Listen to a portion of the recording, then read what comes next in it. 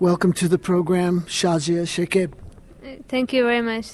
You're with an organization called RAWA, the Revolutionary Association of the Women of Afghanistan.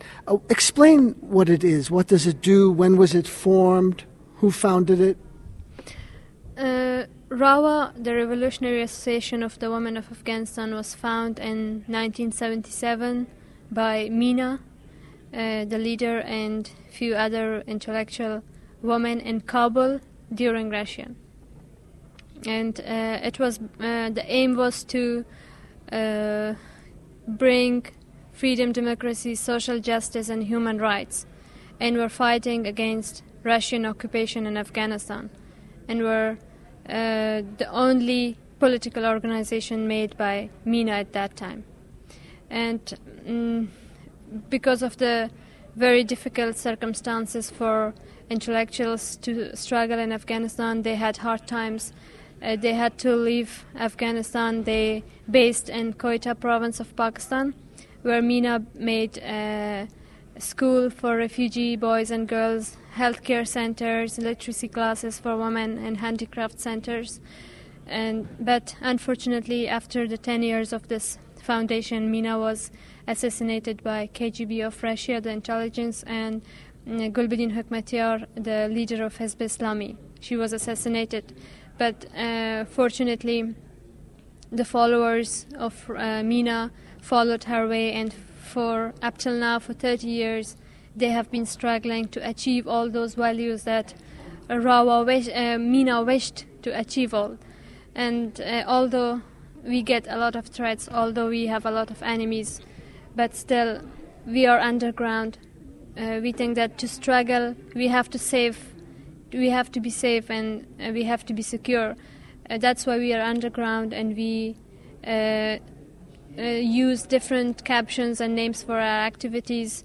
And we don't have a formal office in Afghanistan, because after the fall of Taliban, even during Taliban, we had literacy classes, schools, underground courses, and schools in Afghanistan in different provinces.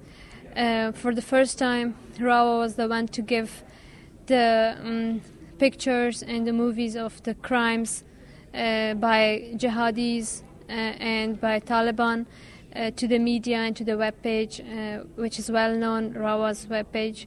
And after that, many international countries and many people around the world knew RAWA after our webpage was designed. And then we shifted most of the activities after the fall of Taliban in Afghanistan. We made a lot of orphanages, because from the 3 decades of the war, there were many orphans, many disabled, many widows. We made many projects for widows, orphans, and for Afghan women and girls who were deprived of education, because we think that education is the only way to give awareness of their rights, to struggle for themselves, to achieve all those values.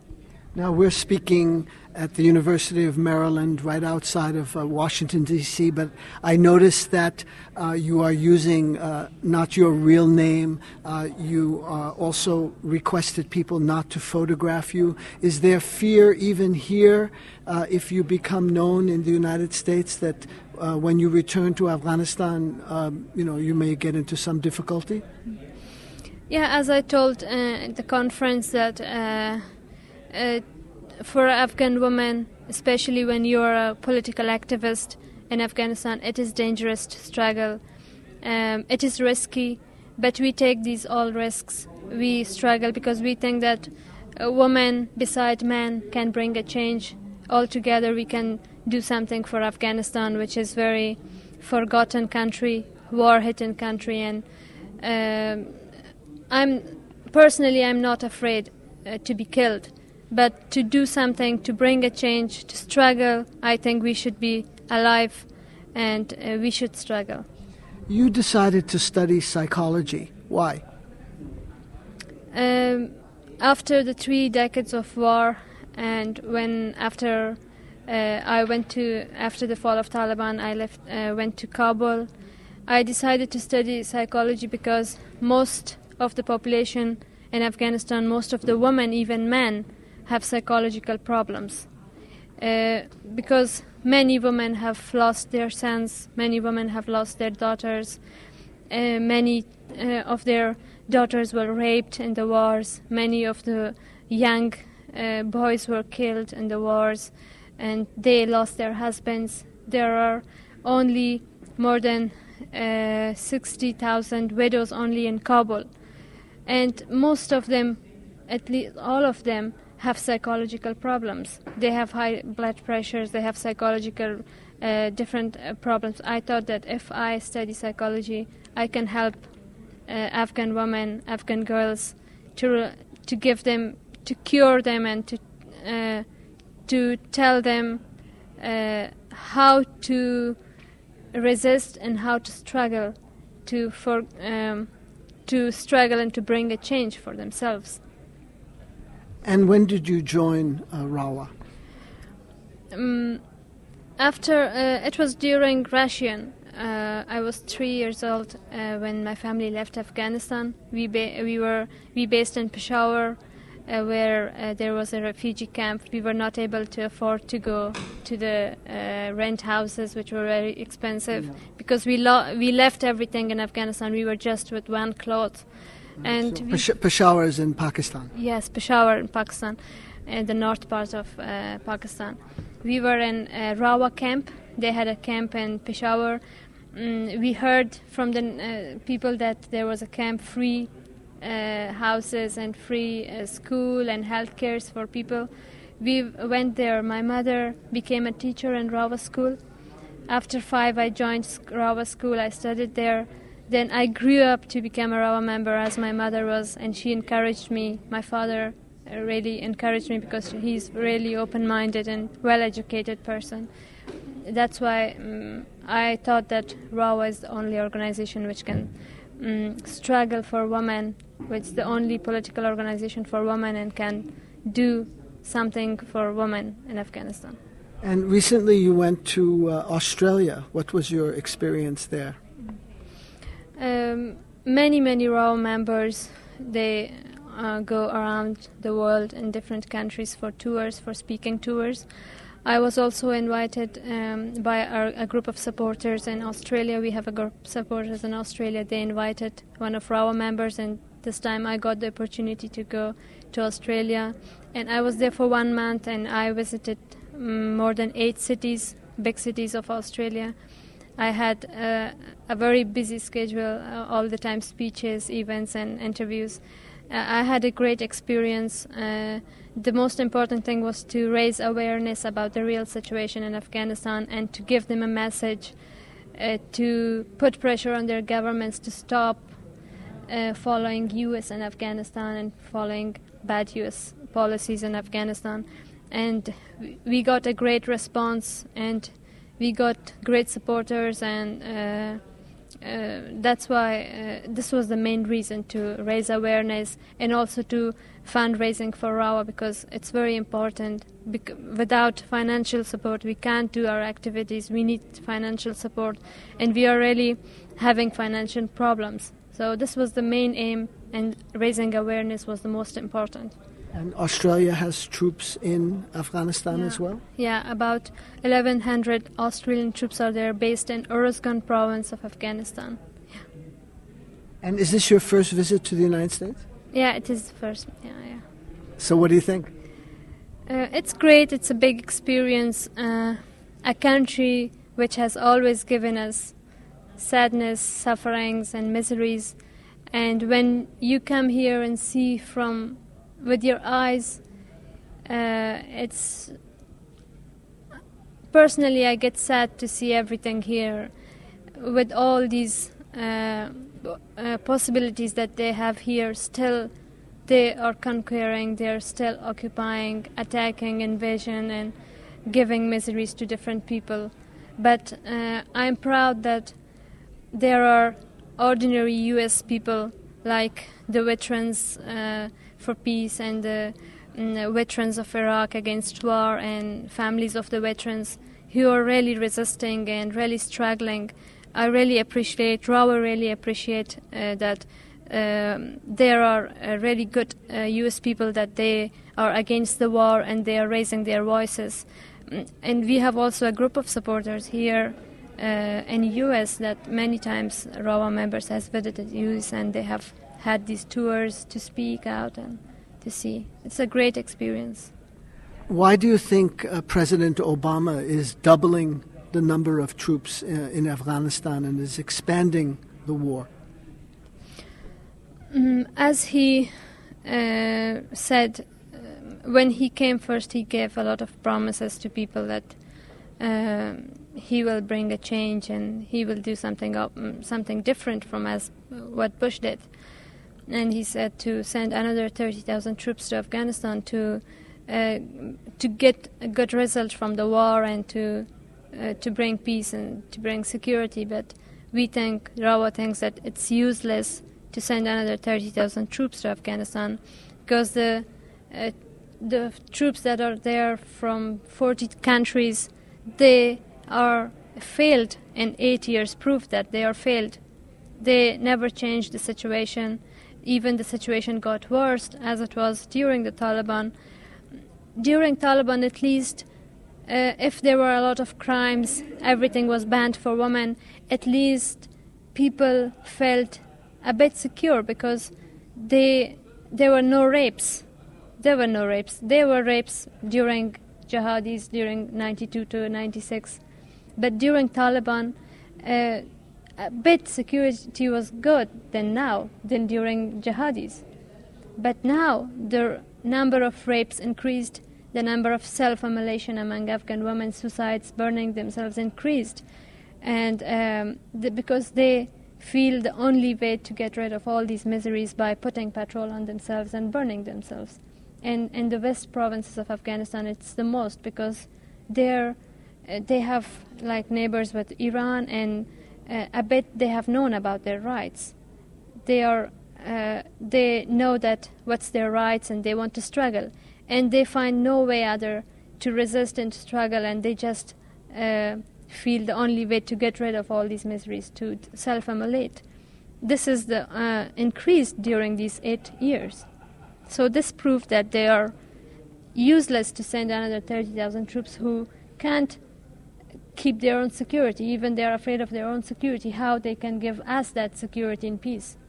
And as RAWA thinks that no country can give us all these peace, security, and freedom, because this is the job and responsibility of our own people to get all these values by struggle, by giving sacrifices. Years of struggle is needed, but it should come from our country inside. And during the Taliban rule from 1996 to 2001, I think drug trafficking was also greatly reduced. In fact, Colin Powell was the Secretary of State. In the spring of 2001, he gave the Taliban government $40 million to reward them for the good job they did on reducing drug trafficking. Now, Afghanistan is once again the number one producer of opium and heroin. Yeah, it's true. During Taliban, it was the percentage got very less because this was one of the U.S. Policy at that time. It was U.S. policy to increase that to reduce that at that time. But after when Taliban were they were released or replaced, then it increased gradually because U.S. has this policy is of U.S. policy and the Karzai government to encourage to grow opium in Afghanistan because this is one of the billions drug business. It's a billion drug business for U.S., for Karzai government, for the warlords, and they are encouraging for the growth of opium. It's very ridiculous to tell you that in Afghan TV they show that some policemen are destroying opium crops with sticks. You know, billions and billions of hectares of opium can't be destroyed with a stick. If they really want, if US really want, they can do it in 1 month. Why? Because they want to control over this billion drug business, and they can gain a lot and a lot from that because it goes towards Western countries and they can hold over it. And in Afghanistan, 6 million people are addicted, women, children. They are addicted to opium because the government is not reacting. The minister of Ministry of Drug and Opium in Afghanistan, he himself is the biggest warlord. And the person who is responsible for the department against this opium in Afghanistan, he himself is General Dawood, I think. Yeah, his name is. He is also a biggest warlord in how he can stop the growth of opium in Afghanistan. And Karzai's brother, he is another biggest warlord and drug lord in Afghanistan. He controls over the opium crops which are in Helmand province.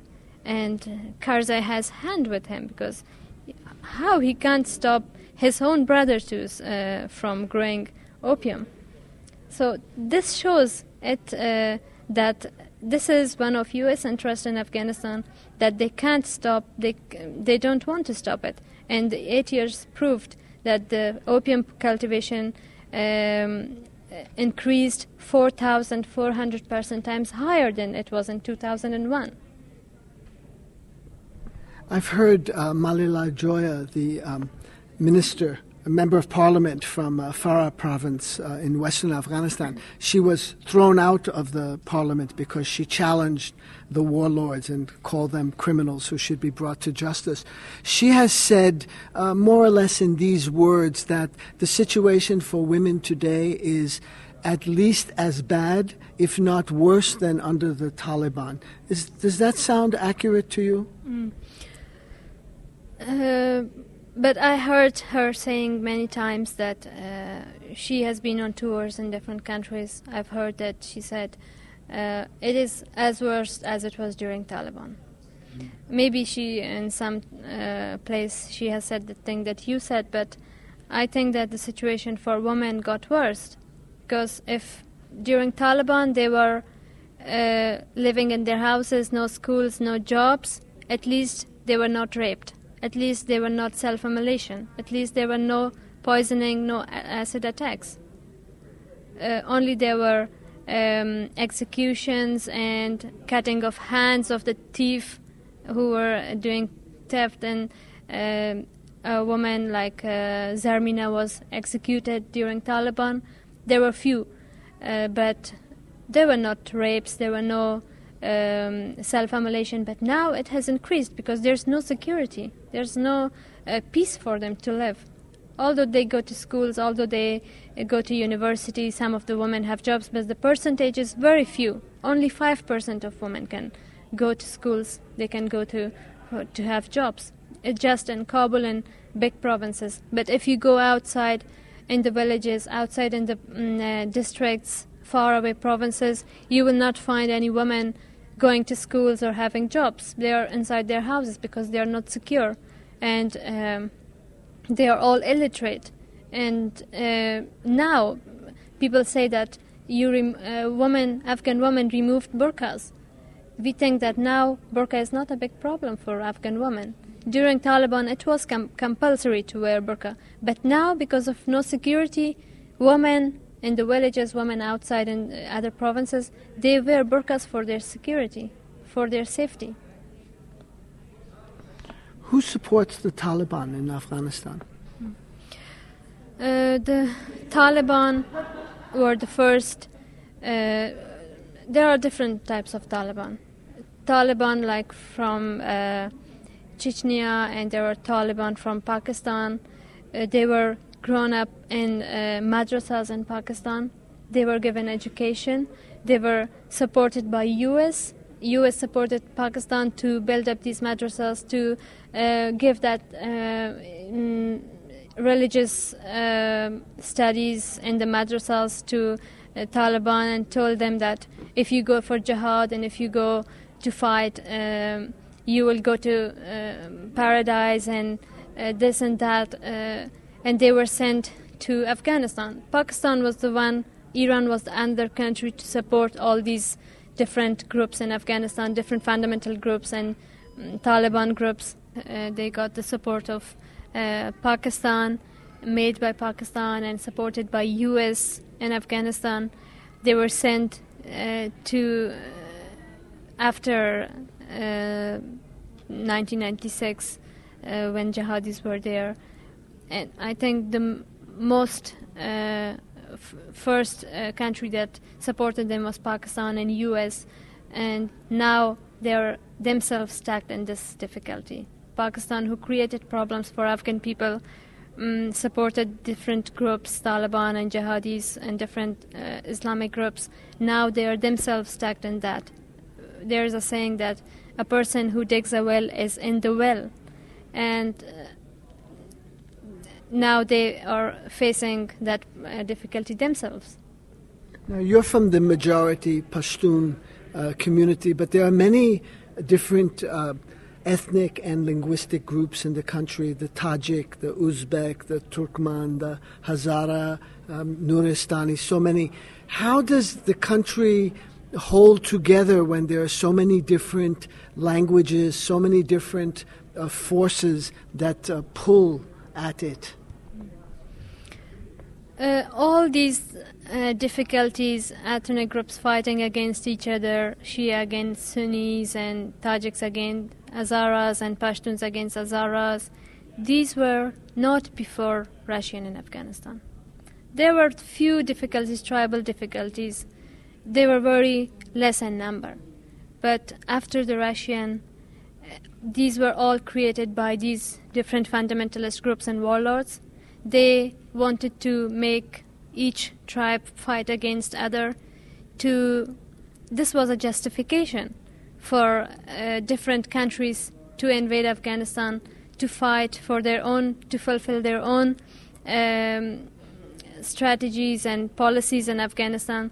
This was not before Russia. We had a great nation. We had a like during kings, different kings. We had a lot of freedom. We had a lot of rights. Women had their rights, and we had great people like Malala Maiwand. We had Mina. We had King Amanullah Khan, who was great, and they gave a lot of freedom to Afghan people. But we lost everything after Russian, because the start of the miseries and sufferings of people was after Russian attacked Afghanistan. These ethnic groups were very friendly at the time, but they were made to fight each other after US invaded Afghanistan, after Pakistan entrapped in Afghanistan, after Iran came and supported different fundamentalist groups, and Russian and all. They made Afghan people fight each other, and they gave that possibility to them. And this was because of these countries. What do you think Obama should be doing? What do you think what kind of policy would you like to see the United States pursue in Afghanistan? Would you prefer humanitarian aid instead of military aid and intervention? As the history shows that these wars, these military actions and invasion, occupation, they are useless. They never give liberation. They never give peace and security to another nation, because no country can give all these values as a gift to another country.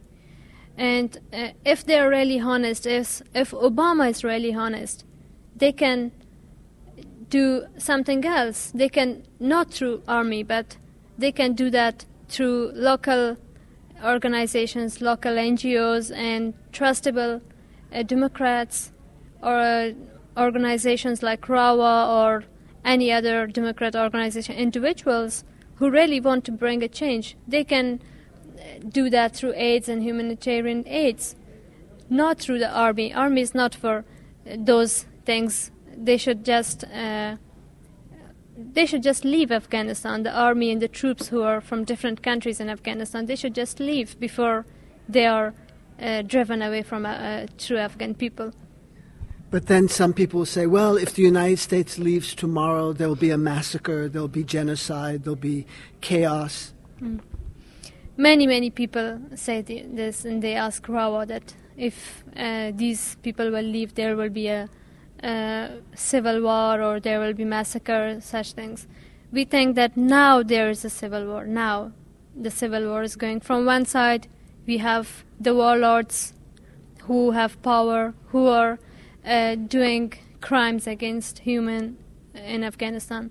From the other side, the Taliban are increased in different provinces. They are doing suicides and killing ordinary people. And the third enemy for Afghan people is US and the troops that are in Afghanistan. They are bombing different areas, killing different people. Recently, on 5th May 2009, they bombed a province in Farah district, Balabluk district, and they killed, massacred more than 150 children, women, 12 people. I saw the list. 12 people were killed only from one family. A child of 1 year or 2 years was killed. This is a massacre. This is a civil war now going in Afghanistan. And the 8 years proved that they are unable to bring security, to bring peace, or to reconstruct Afghanistan. So it's better to have two enemies rather than three. They should leave Afghanistan. They should leave everything to Afghan people. We will, all the Democrats, all the open-minded people, gradually, we don't do this in 1 day or 1 week. We need years and years of struggle, sacrifices. We give sacrifices, but we will do it ourselves. We will deal with all these issues that we have, as the Western countries did, as the European countries did for their own. They built up their nations, they built up their countries. They are now well developed and they are having everything. This is our own business. How can people get more information about RAWA? And I think there's a DVD that describes the work of the organization. RAWA's webpage is well known around the world, www.rawa.org. And they can go and they can search a lot and they can see a lot of things in the website. And also we have DVDs and we have cassettes, song cassettes, DVDs, and we have a magazine, Woman's Message. And also many authors from different countries, they have written books about MENA, about the struggle of RAWA. They can find these books and read a lot. And also if anyone is interested to learn more about Afghanistan and the past of Afghanistan, they can read Bleeding Afghanistan and The Jawbreaker. They will really find a lot of things. And that website again is www.rawa.org. Yeah, thank you very much. Thank you. Yeah. Thank you very much, Shazia Shekib. I'm David Barsamian. Thank you for listening.